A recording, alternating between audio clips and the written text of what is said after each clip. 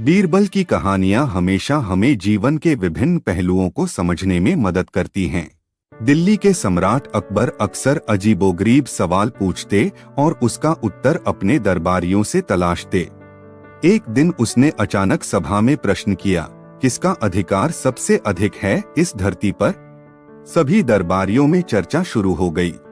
किसी ने कहा आपका महाराज, तो किसी ने कहा भगवान का, पर अकबर को इन जवाबों से संतोष नहीं हुआ।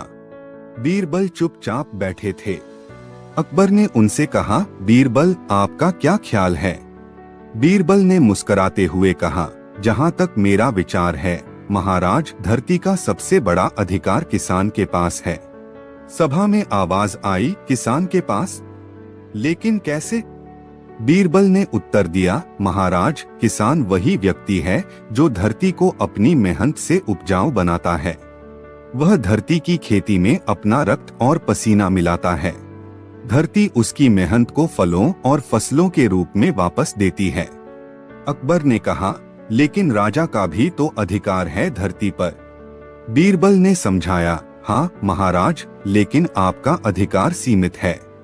आप धरती पर शासन करते हैं, लेकिन धरती को जीवंत रखने का काम किसान करता है। अकबर ने समझा कि बीरबल का मतलब क्या है।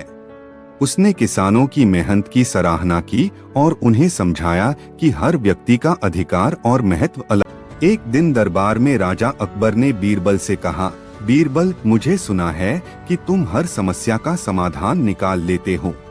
क्या तुम मेरे लिए एक ऐसी चीज लाओगे जो साथ खुशी में भी उपयोगी हो और दुख में भी? बीरबल ने विचार किया और कुछ समय बाद वह राजा के सामने एक सिक्का लेकर आया। राजा ने पूछा, यह कैसे काम आएगा? बीरबल ने उत्तर दिया, महाराज, जब आप खुश हो तो इस सिक्के को अपनी उंगलियों में घुमाइए और सोचिए कि यह सुख का समय है और मैं इसे पूरी तरह से आनंदित कर रहा हूँ। और जब आप दुखी हो तो इस सिक्के को फिर घुमाइए और यह सोचिए कि जैसे यह सिक्का चक्कर काट रहा है, वैसे ही दुख का समय भी चक्कर काटता हुआ गुजर जाएगा।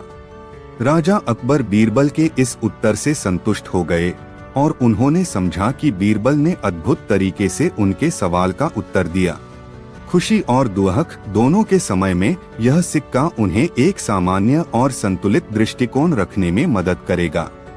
राजा अकबर ने बीरबल की बुद्धिमत्ता की प्रशंसा की और उसे आभार प्रकट किया।